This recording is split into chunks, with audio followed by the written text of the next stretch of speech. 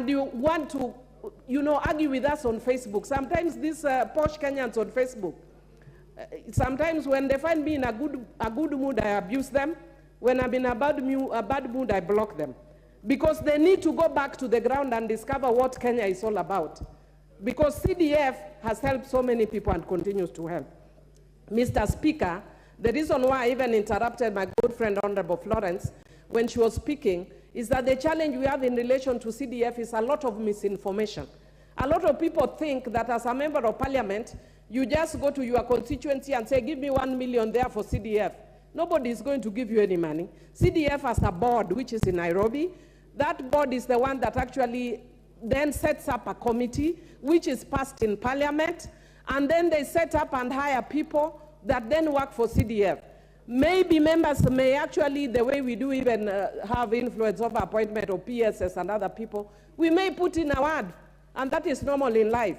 But on the whole, CDF is one of the best structured and best managed funds in the whole country.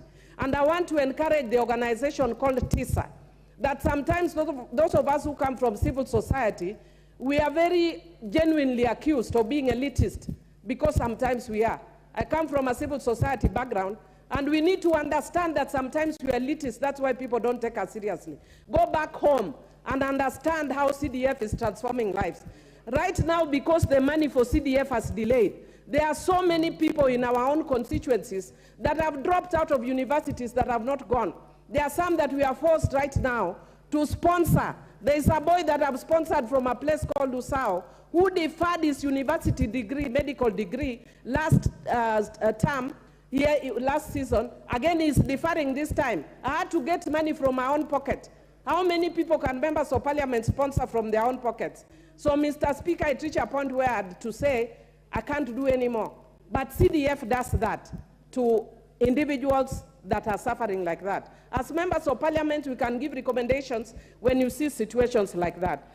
Mr. Speaker, the other thing that I would want to say is when this committee is finally constituted, what I would want to encourage them to look at very carefully is the principle of separation of powers and how they are going to deal with it in their amendment. Because if we do not look at it carefully, the way we are looking at the issue of separation of powers, then the issue of the basic structure concept, which I so dislike, might just rear its ugly head again. So I would want to encourage members who, once this passes, that they need to look at it and also look at it vis-a-vis the principles and values that are contained in Chapter 10 of our Constitution, that talks about equity, that talks about non-discrimination, that talks about fairness. Where is the fairness when poor people are suffering, and then we want to argue? I want to thank Honorable Lillian that she was very emotive and she was saying, who has cursed Kenyans? It is not Kenyans. I want to ask, who is cursing Africans?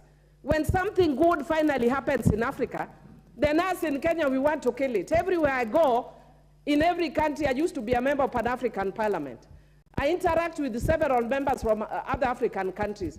People want to know how we are managing CDF.